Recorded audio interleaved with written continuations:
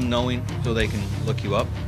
Okay. But if you don't want them to look you up, just give your first name. Did you say the Warriors Way? Yeah, you guys are the Warriors. Oh. This is the Warriors Way, Spiritual Warfare Unit. You guys are the Warriors. Just like No.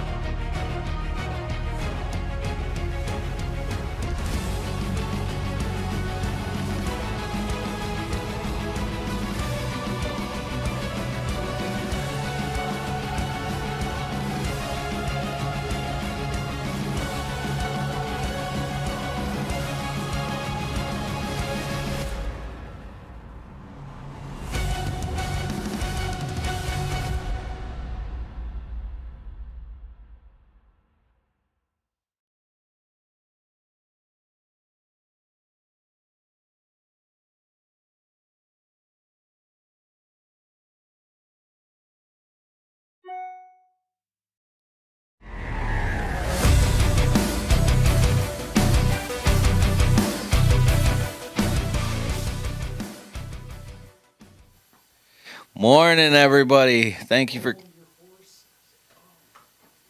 Ready? Gotta check, make sure Dave's ready all the time. Yeah, we're always waiting on the talent, right, Dave? Waiting on the talent. All right, we're rocking, right?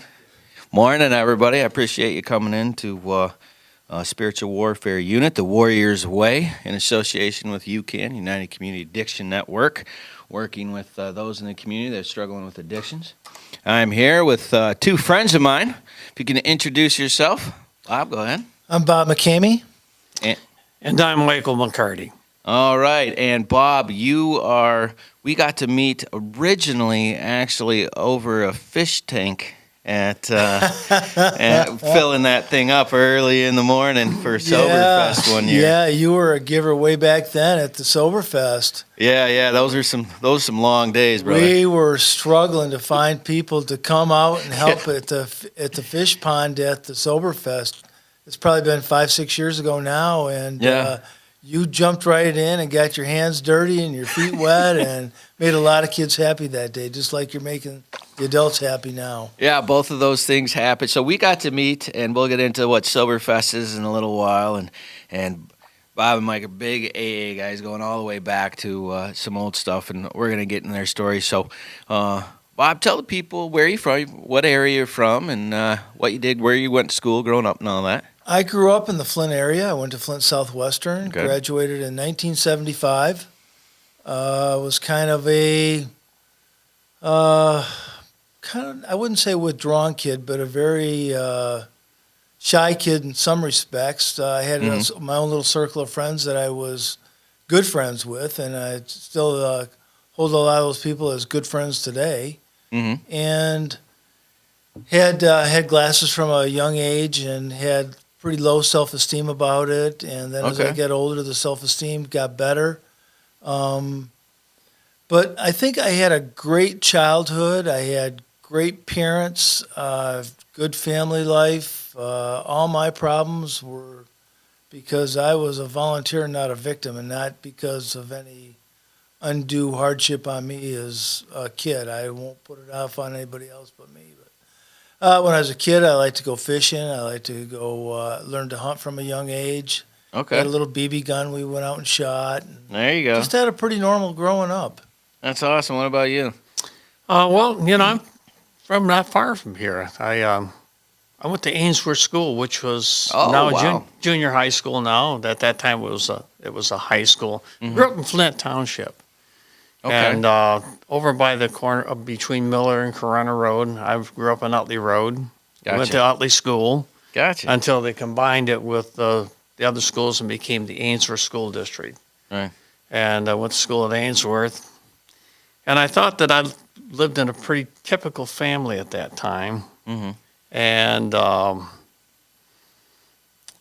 don't know, maybe what was typical wasn't a healthy environment. Yeah, it's amazing what as a kid what you can consider normal, right? Yeah, you know, everybody else is there, and most of us had fathers that had served in World War II. Right. I graduated in 1965. I'm a little older than Bob, although you look younger. Just a tick, definitely. It's the hats, man. I'm telling you. It's the hat. It's the hat. And so growing up in that, I think we had kind of a skewed view of life, and then what was what was normal, what was acceptable, what was healthy, and I grew up, and I wasn't a very happy kid. You know? Yeah. I wasn't, and I was a lousy student, Mm-hmm. and came out, went to work for General Motors, which was the thing at that time. Right. Everybody came out and got a job at General Motors. There were very few things that you needed, and where I went to work, you had to have a high school diploma, which I had, Mm-hmm. and a heartbeat. So I was in. They were looking for workers. Looking deep into the crowd. They were looking for workers, and I managed to slide in there and get a job. Yeah. Which was good and which was bad too. Sure. Because it really, I think, stunted my growth in a lot of ways.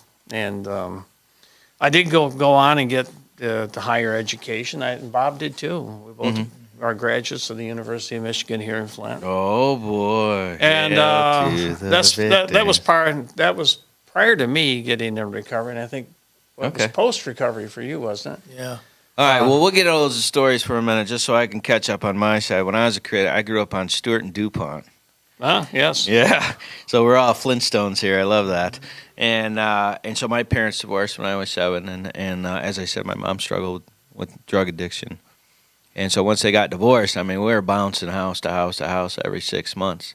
Yeah. Right? That was my normal, like you were saying. Grew up not very happy. And then by the time I was 12, I was able to live with my dad and my stepmom, right? And he worked at GM, got out of high school, your exact story, and moved to Davison with him, and had a pretty normal childhood by then, and everything was just kind of just moving along and what you consider normal, except for me. I went into the military right out of high school, so that was a little bit different. But getting those friends and being able to associate, I was always moving all the time, so you always got to have like a stick or a thing or so you can have friends, because you never know when you're leaving, Can I ask when you graduated from Davison? Oh, so I actually went to a parochial school. I went to Faith Baptist in Davison. I graduated in 1994. And so when you said you graduated in 75, I was born in 76. So, and the beauty of our fight is that it's the same fight, right? So here we sit with some absolute knowledge in front of me, right? So I have every opportunity to pick on that knowledge and the things you've gone through and see how we can be helped now, struggles we had in the past, how we can move in the future, and we get to do that now. So so now that we kind of had our backgrounds, we're all kind of from the same area, and a couple of graduates, we got into your graduation and got into work, and then so what happened? You just hanging out with your buddies, and what's the process there? Well, I went away to college. I went to a little college up north called Kirtland Community College. Okay. It was out in the middle of nowhere. Oh, no. And moved in with 8 other guys. I was 17 when I went up there. And wow. Everybody was a partier. I was I had partied. I went out on weekends with my friends, but never an all-day deal. And I'd smoked some pot and got sick on MD 2020 and stole my dad's Kesslers and did all the stuff the kids do, but I'd never lived away from home up until that point, and that was a real awakening for me. And I was pretty much a go along with the crowd kind of guy. I couldn't say no. And so I got caught up with all the peer pressure, and next thing you know, I was using to have fun, and then I was using to use. And then that started me on a roll that lasted till I was 33 and decided. So how long do you think that process was that you went just to have a good time to you had to do it? How long was that time period, you think? Like you said, you started 17, right? Yeah, maybe to where I had to do it all, or I was obsessed with doing it. Yeah. I was probably mid to late 20s. Okay, so it was almost a 10-year process. Then. Yeah. Okay, Yep. so it became a habit, and that habit became a normality. That normality became an addiction. That's a good way to put it. Very good. So Very what good. you consider to be your normal was the thing that sucked you in. Became a lifestyle. Because you didn't know, and you can't know what you didn't know. You knew you probably shouldn't do it, but I'll get out of it, right? It'll be all right. Being young in your 20s, you're invincible, right? Bulletproof. You know, when I got sober, there was a guy named Ernie Larson that wrote a book called Stage 2 Recovery. And in that book, he says, what you live, what you learn, what you learn, you practice, what you practice, you become, and what you become may have consequences. So that was kind of like my story. I just had grown, after doing it for so long, I had grown into that, and what was fun now became a habit and a lifestyle, and then it's hard to break that. And I think that whatever you do, you get absorbed in. Right. If I get up every morning and brush my teeth with my right hand, I get absorbed with that. If I get up every morning and decide I'm going to work, I get absorbed in that. If I want to work out every day, I get absorbed in that. But bad habits are just as effective at taking control of your life as the good ones. Right, and the outcome's just negative, both for you and the people around. All right, so we're at high school. He went into a corn college, we'll call that, because there's nothing to do with party and corn, right? So where were you at after high school? Well, a year after I graduated, I started attending what was at that time Flint Junior College. Okay. I'm going way back. And then it became Genesee Community College and now Mott College. Okay. And I started attending classes there. Mm-hmm. We were experiencing a new world order that time. Okay. You know, we were going to change the world. We were going to change the world and make everything right. And I was a fixer back then. I became head of this. It wasn't we didn't even think of a nonprofit, but an ad hoc group from the government, the student government there at Flint Junior College. Gotcha. Was going to change the world. Right, of course. And I got exposed to some things there. You know, the 65 was a year that changed. Things changed after that. Right. It was considered a benchmark. Right. And after that, of course, we were experiencing higher consciousness to various vehicles. But I never became addicted to substances. I was always addicted to people, places, and things. Gotcha. And I started in '66, but I never got a degree. I kept going on and on and on, and finally got a degree in 1979. Mm-hmm. Basically because of my codependency. Right. I just couldn't deal with life, and I kept going back to school and dropping out, and back to school and dropping out. Gotcha. And I party with a lot of people who use, but I didn't. I've never been drunk. I've been high, but I've never been drunk. Right. So you were like party adjacent, basically. You just had to be around the crowd. Yes, and Gotcha. I call that the nouns. Eventually, the addiction that overcame me was my addiction to other people. Yeah, codependency will kill you, man. And then in '86, I started to get into recovery.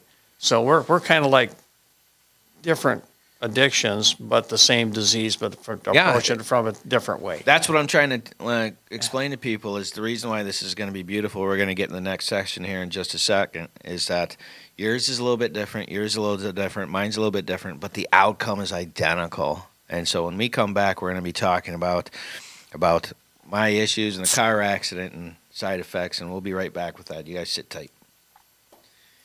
All right, nice and easy.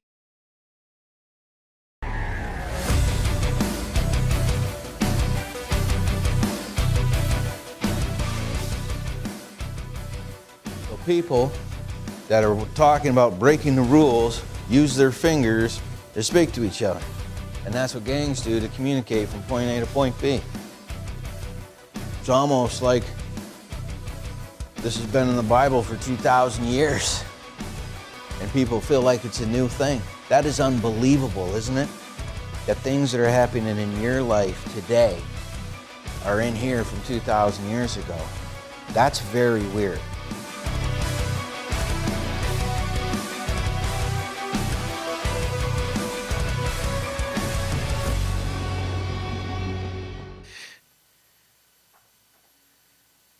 Welcome back.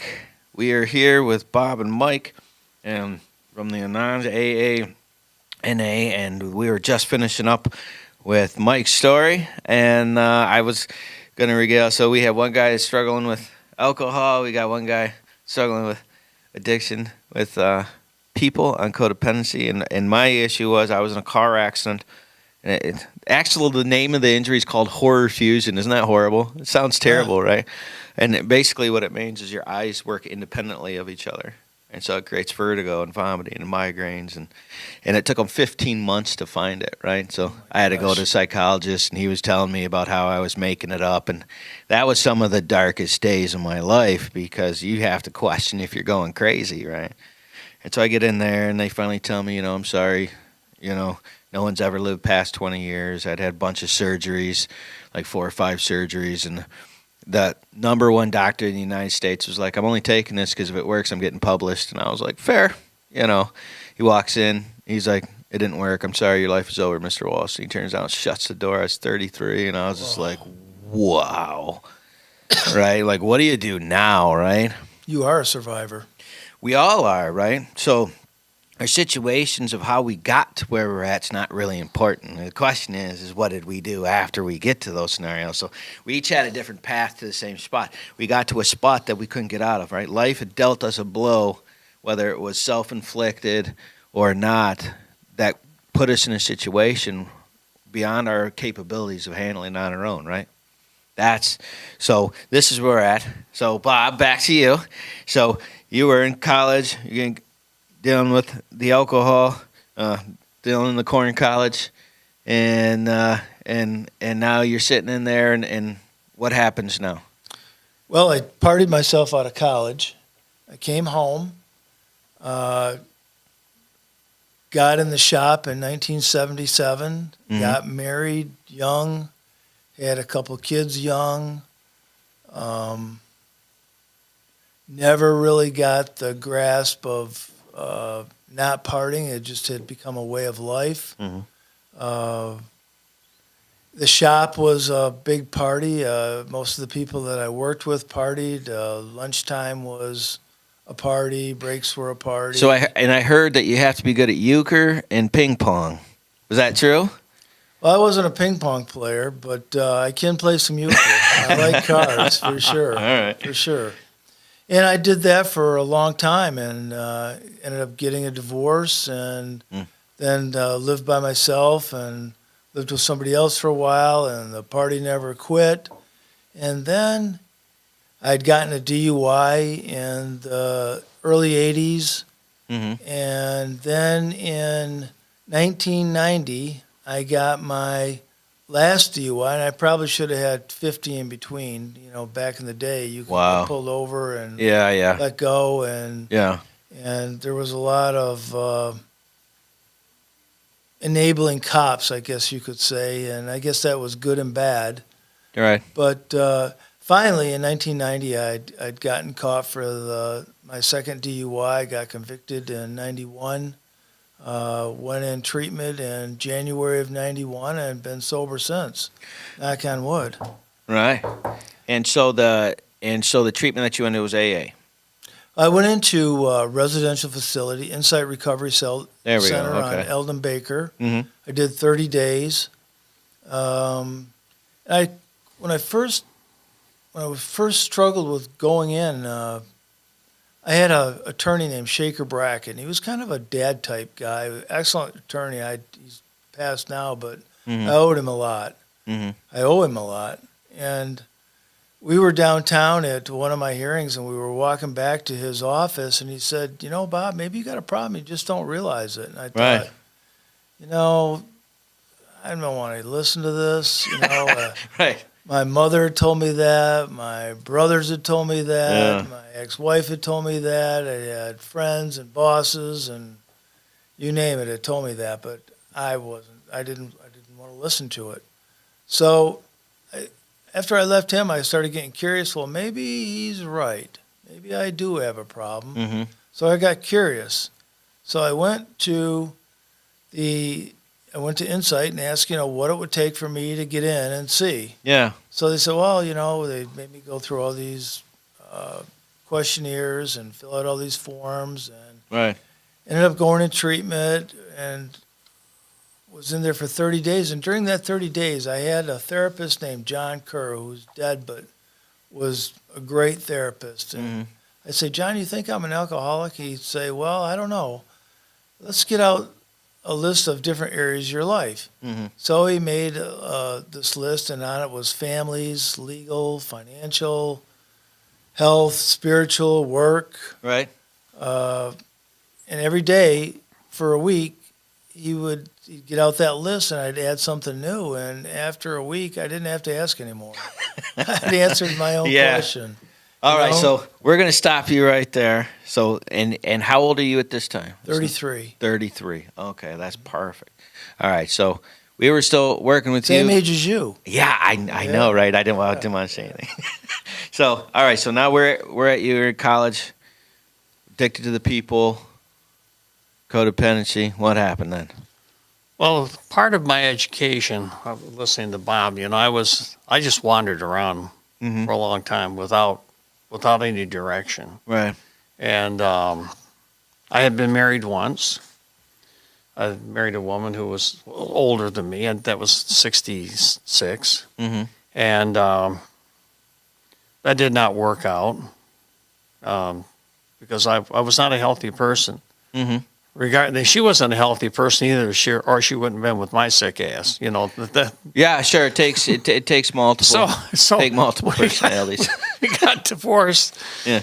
And I thought that the solution to my problem, I'm still going to school. I've been dropping in and out all this time because every time, like I go through a divorce, I drop out of school because I can't emotionally handle this. Right. I was an emotional wreck.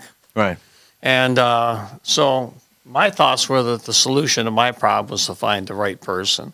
Oh, outstanding. Right? Keep looking. Yeah. The consummate fisherman. And so I'm working at the gym, and I meet this very beautiful woman, beautiful and gracious woman, and we did get married and eventually had 4 kids. Outstanding. And I'm still going to school. And while I'm going to school, I become interested in what they call the substance abuse curriculum, SAT. Okay. You may have taken some of those classes too.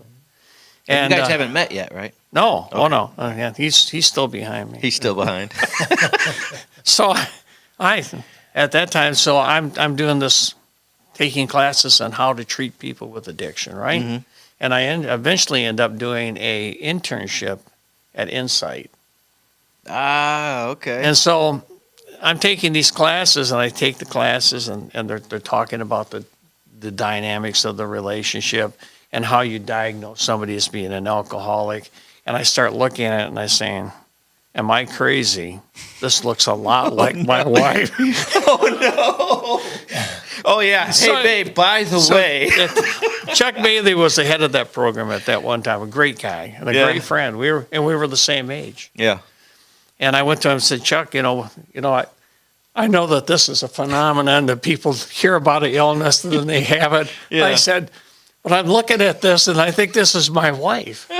He said, well, you may be crazy. And I said, I am crazy, but she may still maybe have a problem. You had to go home and have that conversation. And so.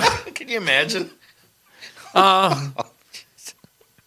And I did try to have that conversation, and she was not willing to have that conversation. I bet that did not go well. And we did end up getting divorced. And that was part of my journey. Right.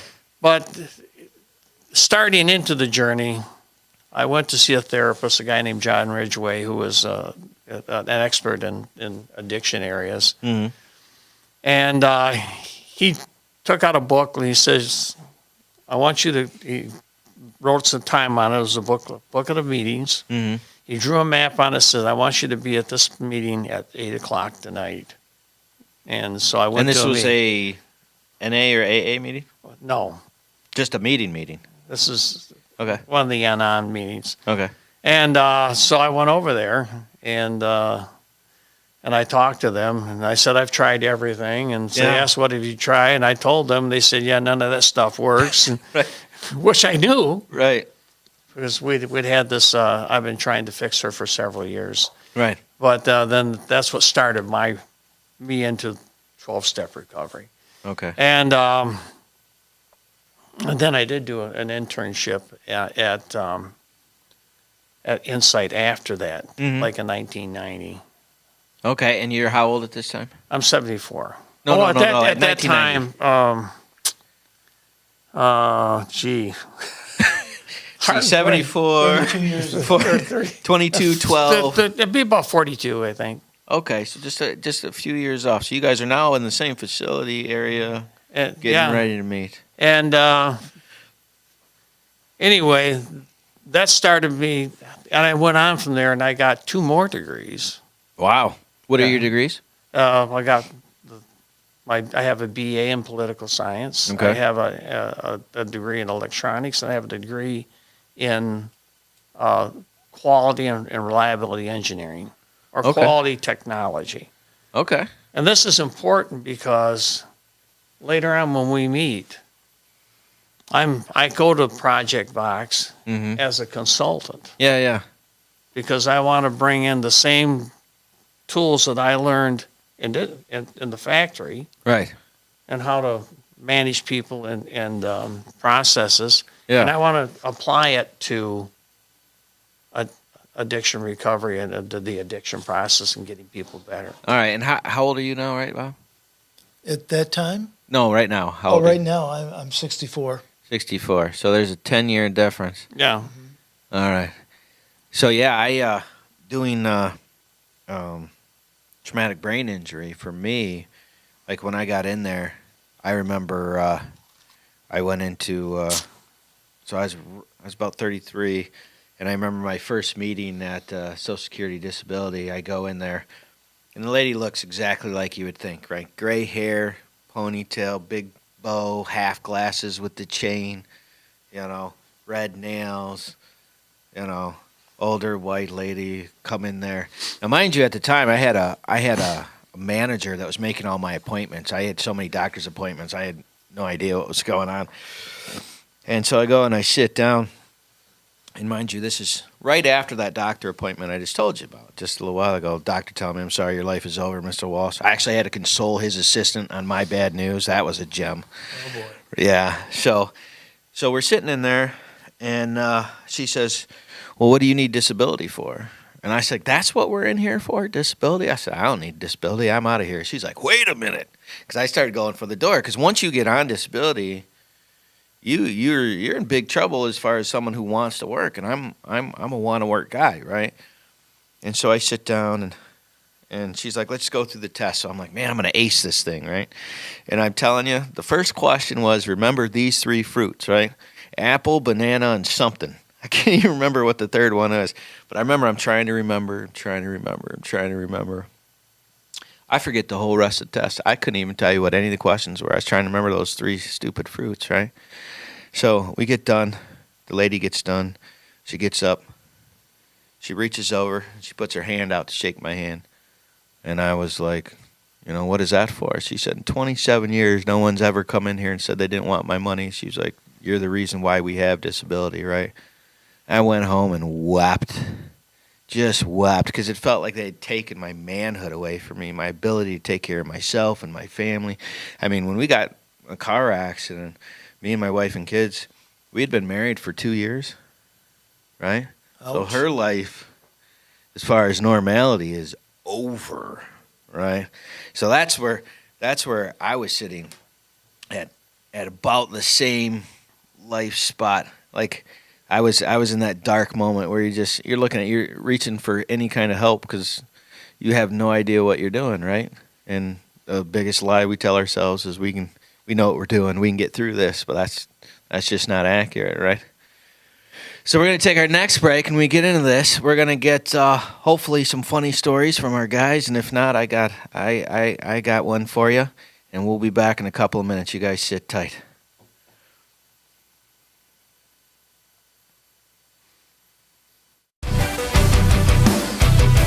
That kind of opened my eyes to is things that I don't like about other people or things I do wrong myself.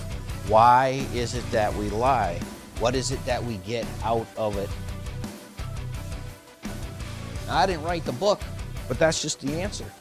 And you have to ask yourself, if that's the answer, do you struggle with that?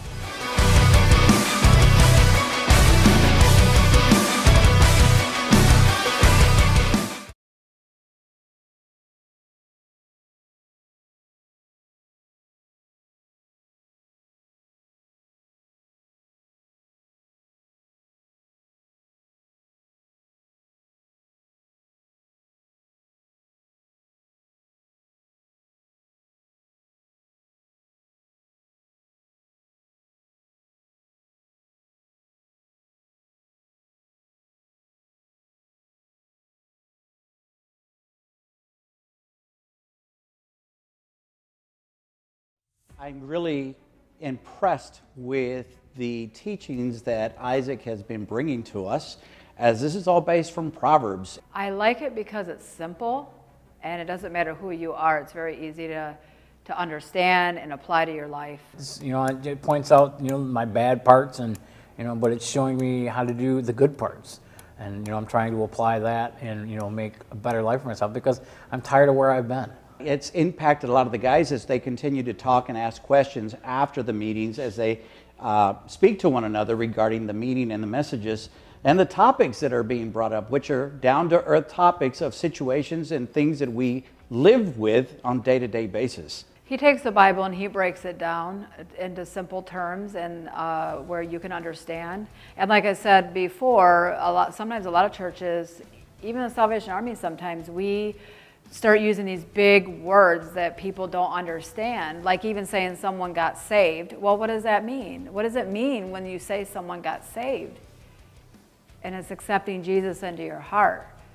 So it's like words like that we use that people don't understand. It's just very interesting how he points out, the different things of, the sin part, and then he comes back with the, how to make it better, and he just points it out. It's there.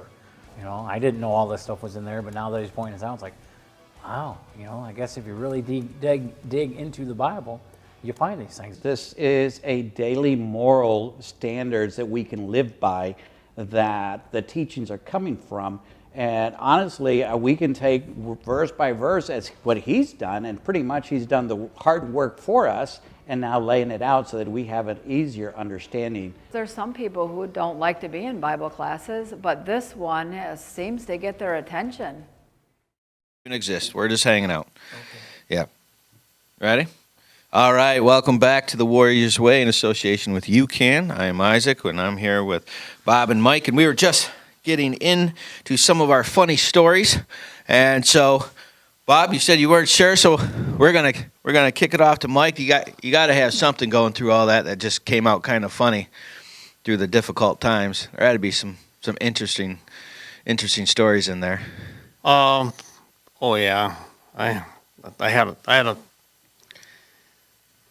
My wife and I was always trying to convince her that she had a problem. Uh-huh. Okay? Mm-hmm. And we went on this romantic second honeymoon. Okay. To down south to Kentucky and Tennessee.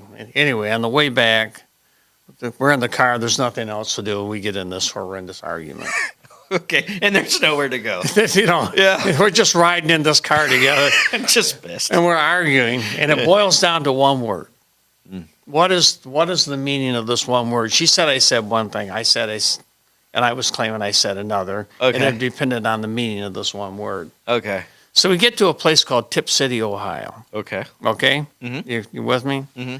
And so I get off the expressway. I'm driving. Mm-hmm. And I start down this road, and there's a little strip mall, and I thought, oh, wow, great. And then there's a little bookstore. Oh, no.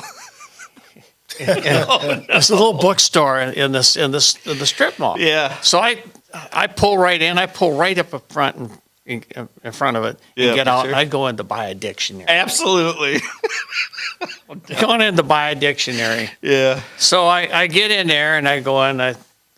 Is there you have dictionaries? And they said, yes, we do, of course, in the back. And so I go back. I grab the dictionary. I come to the front of the store. I'm standing there and ready to buy it. And I look out the front window and she's leaving. She's backed the car out. She's leaving. She's leaving me Tip City, Ohio. She already knew. Oh no! And so I came out. Then I was a lot younger. Then I was in my 30s. Yeah. And I came out, and she was driving to the exit, and I'm running across the parking lot, full speed. Yeah, with the dictionary in hand. And then in my head is going, is there some way that I can? Is there some way that I can get home? Is there buses around here? Can I rent a car? This is all going through my head. And she gets to the exit and she can't leave because there's somebody parked there, waiting to turn. Yeah. And so I get in the car and it's not a good scene. And, Yeah. Did you at least tell her what the definition of the word was? I did not get the dictionary, and the follow up is that if people ask me what the word is, say, well, what was the word? And I have no recollection of what the word. I have what the argument was, what the word was. But you remember the fight, right? I remember running across the parking lot, scared that I would be left in Tip City, Ohio. Yeah. And somebody said, asked me one time, they said, what's the moral of the story? And I said, always carry a dictionary in the car. That's right. Yeah, so you don't have to get up. Oh, I am actually crying. That was really funny. So that was kind of typical. Well, I got one for you. So, remember I told you I had a manager, case manager. Now, she wasn't from the insurance company. She was an independent case manager. She's making all my doctor's appointments, right? So in the first 15 months of the injury, they couldn't figure out what the injury was. And when they finally figured out what they call a unicorn, they have horses, which is a normal, this doctors tell me this, and zebras are interesting, and unicorns are very specific and very rare, and they never look for unicorns or zebras. They're always looking for horses when it comes to a problem, right? I just happen to be a unicorn, right? So I'm going to all these doctors, and they tell me I have to go do this test. So I go down to U of M, and I walk into this room, and there's this chair, this black leather chair with these straps.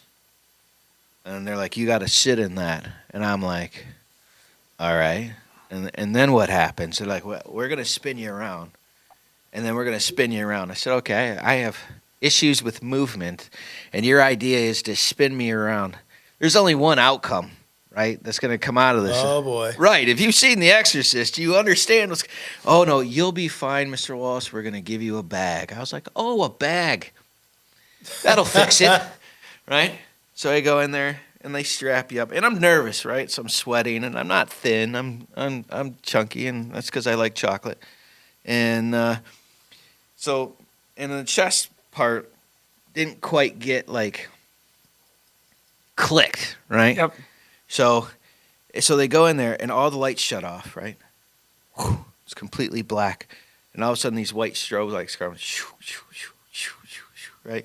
And then they start spinning you. You have no way you're going. So, right? This way. Oh, my God. This You're way. training to be an astronaut. Oh, and then the doctor's like, now, tell me which way the lights are going when you stop, right? I'm trying not to vomit. That is my main functional purpose. And so I'm sitting there. They're like, we want to track your eyes. And I'm like, if this is up to me to get correct, we're all going to fail. Because I'm just trying not to puke all over the stuff, right? So they stop you and they spin you, and then they got this tracer light, and they put this thing on there, and then they could notice the eyes weren't tracking properly, and I'm puking everywhere, right? So we finally get done, and the doctor comes in, and I had puke all over me, okay? And because you know how they tell you don't eat. You know, you have to only have, so it was just coffee coming out, right? Coffee and bile that was just coming out, right? And so I'm sitting there to get done. The doctor walks in and he goes, well, that was a successful run. And I remember looking at him and looking at myself and then looking at him, and I was like, your idea of success and my idea of success are two totally different things, right? And he was like, that's all right. We'll help you clean off, right? So I go to clean off, and I'm like, all right, fine, the day's done. He's like, no, we got one more test. And I'm like, I already cleaned up. You know, I'm already in the gown with the butt showing thing, right? So I go in there, and they have this thing from the ceiling down, and it's got these leg things, like for a giant baby, right? And they don't tell you what's going on. And basically, it looks like a living room. And so they strap you into this sucker, and what happens is the floor jostles. Oh, boy. To see how you react to that, right? But they don't tell you that's happening, right? So I just vomited all over myself. Get done. And he's like, are you ready? I'm like, for what? And as soon as I said for what, the door dipped, and I whop, face right in the wall, right? He's like, your response time's a little slow. I'm like, are you sure? Right? Because I have no idea what's going on. So I hit my face. I So then we go through the second time, and he's like, I feel like you did second time was better. I was like, well, yeah, because I realized the walls and the floor are going to be moving, so to react. I was like, when you're doing that, I was like, if you wanted to extract information from Al Qaeda people, this would be a good way to do it because I'm here to help you. And it was just like some of those. I have a whole bunch of doctors, and God bless doctors for what they do, but some of those guys, like their bedside manner is not very fun at all, right? So those are a couple of stories that we had to go through. And I have a real quick story, Isaac. All right, Bob, what do you got? It's kind of serious and maybe a little funny, but it's a memorable experience. All right, perfect. Towards the end of my drinking, I was at the Argonaut Lounge, and that was usually my favorite bar to go to. Mm-hmm. I was in there with my favorite drinking buddy, a guy named Charlie. And we were sitting there, and we were about half in the bag, and it was deer season. We wanted to go deer hunting. Mm-hmm. So we decided we were going to go out to Joe's house and go deer hunting. Mm-hmm. And we're half in the bag, but we have all our stuff. We had intended to go right out to the woods, but we didn't. We stopped at the bar for one, and you know how that turns out. Yeah. So 2 hours later, we're going out to Joe's house, and I told Charlie, I says, well, just wait in the car right here, and I'm going to run in and tell Joe we're going to go hunting. Mm-hmm. Well, when I went in the house, Joe was in tears. I says, Joe, you okay? What's the matter? He says, well, I've had this horse. It's my kid's horse, and I've got to put it down, and I just can't do it. And he's bawling. Mm-hmm. So I said, well, since you're going to let us hunt here, I'll put the horse down for you. Okay. So I walked back out, and Charlie's sitting in the car, and I said, that son of a gun Joe won't let us hunt here. I'm going to shoot his freaking horse. You did not. Charlie's going, no. Come on, Bob, let's just go. I said, no. Oh, no. I got in the trunk. I'm getting my car. He's begging me, Bob, let's just go, please. Let's go right now, please. We'll go back to the bar. We'll have more beers. We'll have a great time. I says, no, I'm getting even with this guy. So I got my gun. I go in the barn. I shoot his horse, and while I'm in there, he's losing it. While I'm in there, I hear another shot. So I come out, and I said, well, that's enough for that horse, and screw Joe. Yeah. He said, I said, what was that other shot, Charlie? He goes, well, if he's not going to let us hunt here, I shot his cow. Oh, no. Oh, no. Oh, my gosh, that's awesome. No, it was only a joke. On that note, that was amazing. We're going to take a break, and we will be right back. Shot the cow. That's spectacular. Is that too long? That was perfect. What do you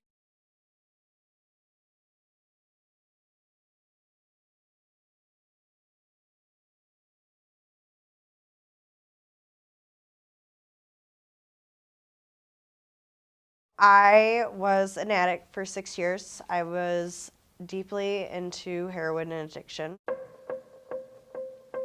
2014, a lot of events happened for me. I had lost my sister. My dad was just diagnosed with cancer. I was just kind of in this headspace of being in a mess as it was, and then I was introduced to heroin. I kept it pretty well hidden. There in the beginning, a lot of people didn't know that I was using just because I went about my everyday life the same way anybody else would. But what they didn't know behind the scenes is I was using 10 times a day. I'm living out of what I consider a trap house at this point. There's no windows, there's no doors. There's no place to stay warm. I had no other way of making money. I was doing things that weren't okay to me. I started prostituting. I was stealing from my loved ones. I was taking my dad's cancer prescriptions, and I would take them and I would sell them. I couldn't even contact my daughter in December of that year to tell her Merry Christmas or send her gifts. And it just got to a point where I knew, like, I'm either going to get clean or I might as well start planning my own funeral. So for me, it wasn't even just that I needed to stop. My life over the course of 6 years fell apart.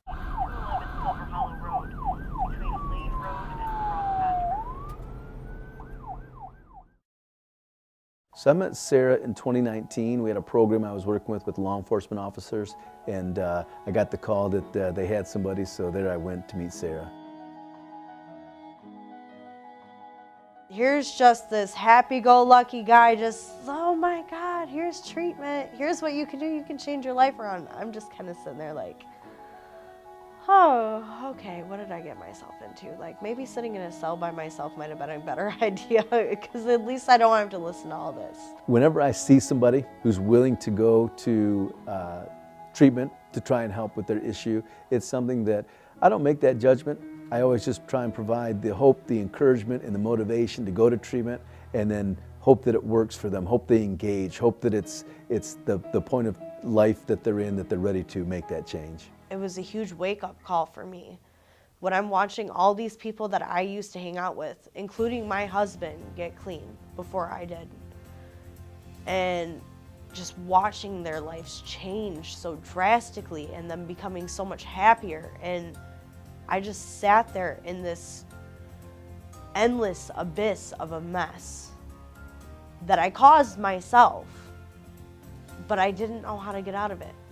I didn't know how to stay clean. I didn't know how to live my life without substances because I had done it for so long. With UCAN and our relationships we can actually get people into multiple treatment facilities. So depending on age, gender, the drug of choice, things of that nature, there's certain facilities that maybe have a little bit more of a success rate with certain populations. So we kind of talk through that and then try and place them where we feel is an optimal place to succeed.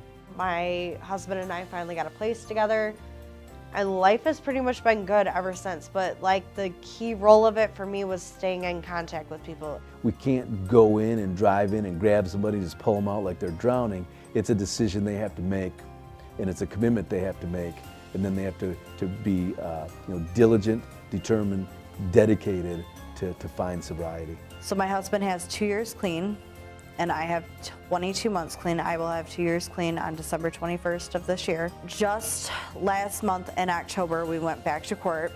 Everything's officially terminated. She's back home with us for good. Yeah, so UCAN is that conduit. A lot of times people don't know when to or how to or where to go to start looking for services. So we try and promote UCAN as being the starting point for people to begin the road to navigating recovery.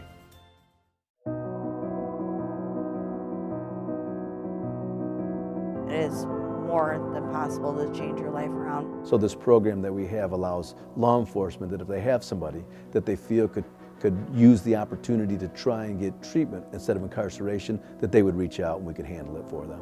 Recovery is possible, and there is hope.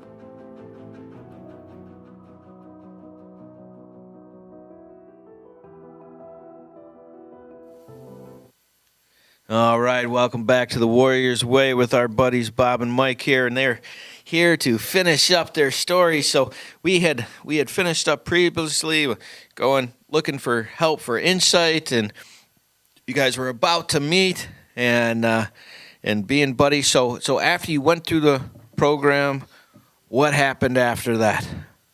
Well, I was sober for a year or so, and I decided that I'd go back to school. Back to college, because I flunked out of college the first time. So I went to U of M Flint, and similar to Mike, I went back for substance abuse. Hey, don't steal his story yet. Got a bachelor's in social work and went back to Insight, just like Mike. And got a job and worked there for quite a few years. And getting a degree helped me. I was working in the shop, so that helped me get a job as an EAP.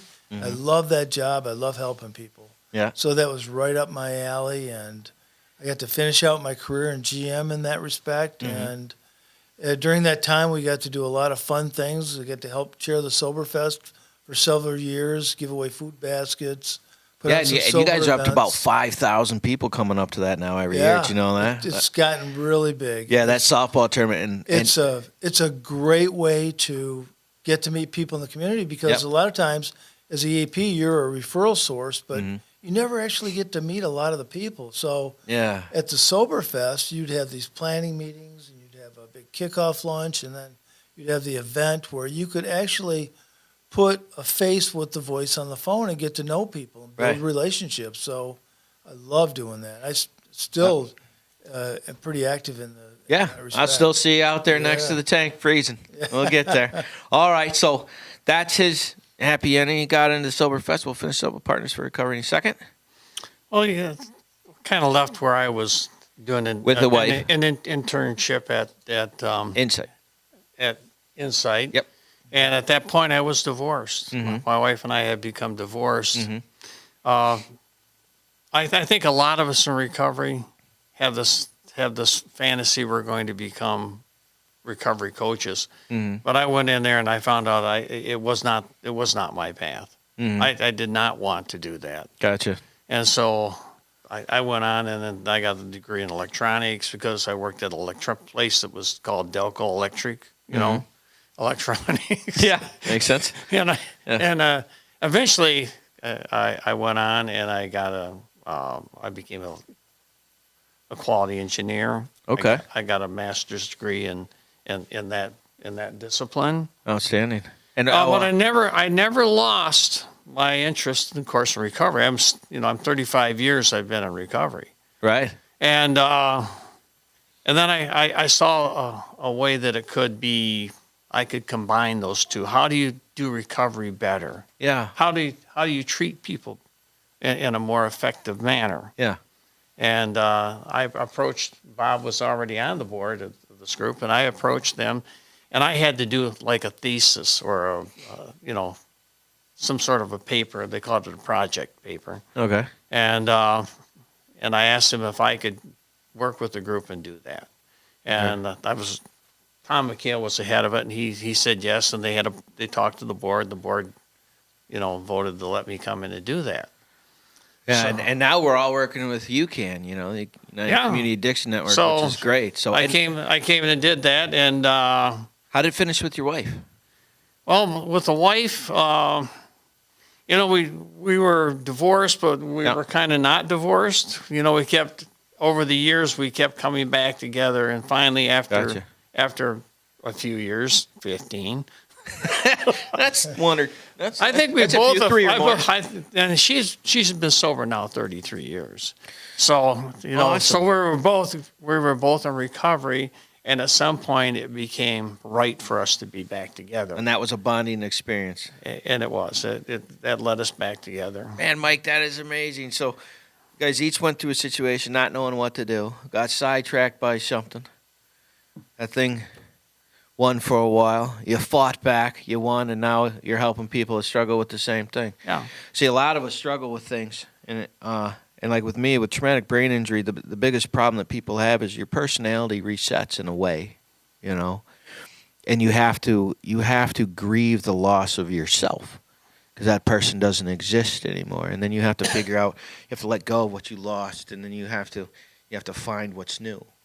And for me, this probably doesn't sound like a big deal, but like I lost a lot of my personality, and so I became very introverted. I was very outgoing before, and this is my way to be outgoing, like doing this stuff. But I got good at chess, like patterns and stuff. I got really good at, so I was able to pick up patterns, and so when people are struggling with something, you lose things, but you also gain things, and you have to look at that because you get so caught up with what you're losing.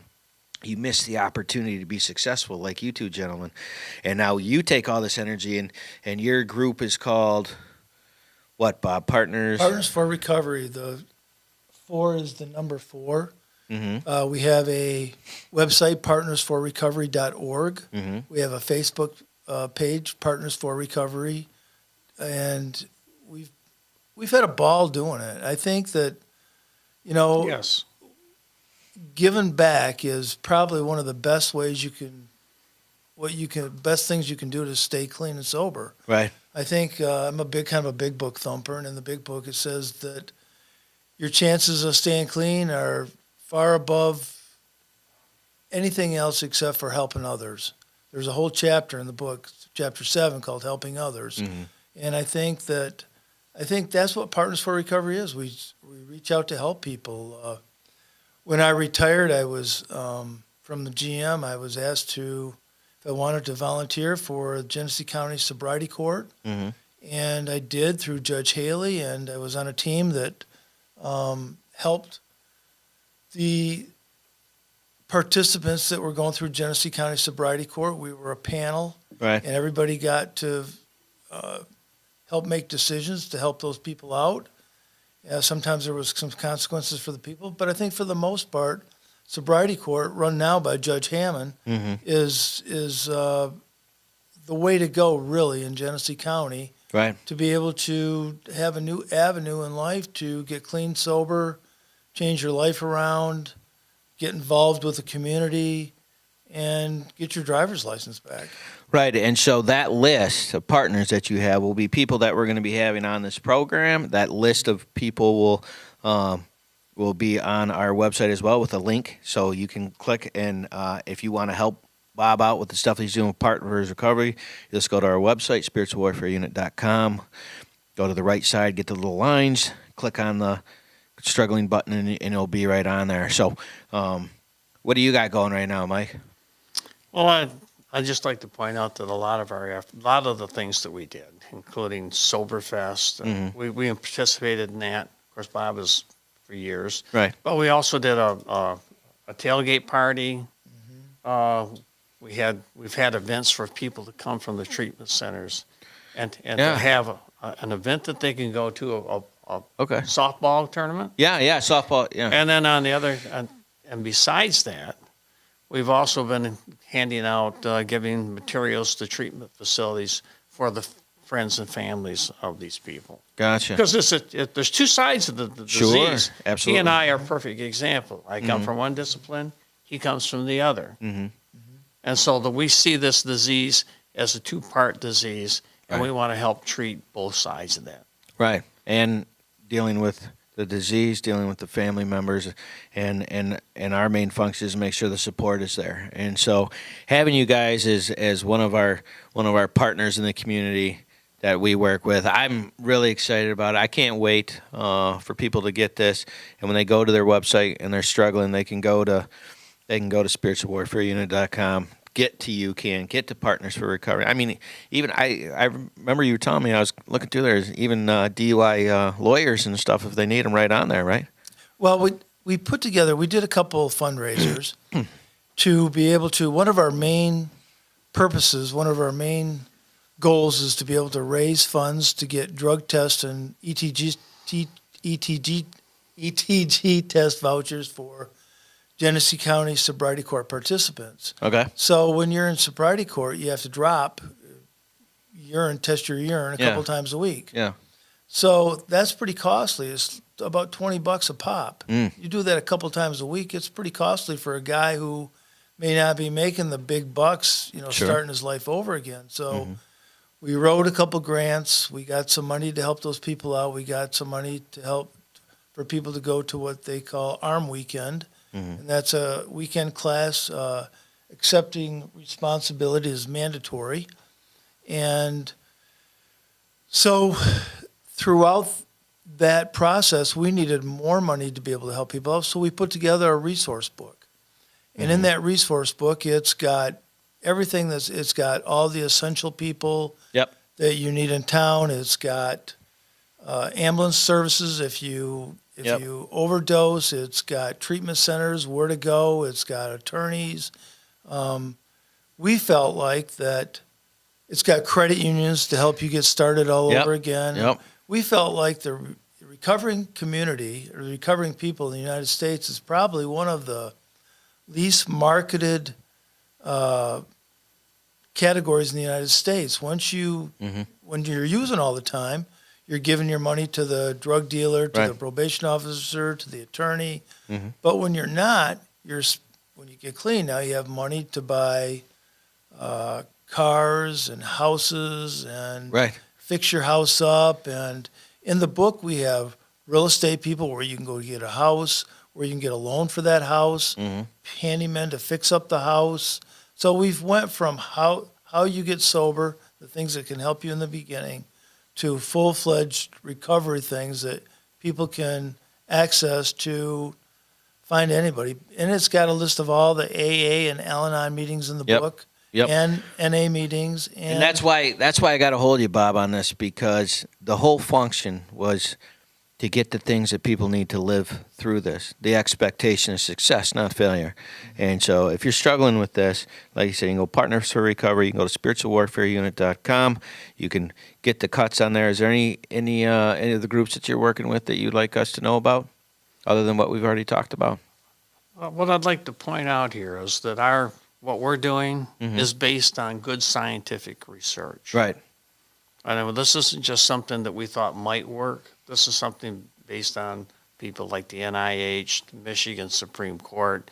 We know that people who go to sobriety and drug court are more likely to stay sober. I mean, it's a fact. Right. If they complete sobriety and drug court, they're even more likely to stay sober. Right. So what we're doing is trying to facilitate people to finish the drug court and the sobriety court. Right, and that's why our support and letting them know we're the nonprofits for housing and food and clothing and baby formula and babies and all the other stuff that they would need in a one-stop shop. And I couldn't wait to get you guys on here. Mike, I'm really glad to have you on here. Bob, I'm so glad to see you, buddy. I love what you guys are doing. I appreciate it. If you're struggling with something and you need to take a look, you come to our website. You can check out Partners4Recovery. We're going to have that entire list on there. I just wanted people PDF version of the book. Yeah, absolutely, Yeah, the PDF absolutely. version. But I wanted everybody to meet you first because you're just an excellent man, and I wanted to meet you, and I love your story, and I always enjoy hanging out. So we look forward. I appreciate you stopping into the Warriors Way, and we are going to see you next time. I appreciate it. Have a great day. Thank you. Thank you. Thank you, Isaac. Yeah.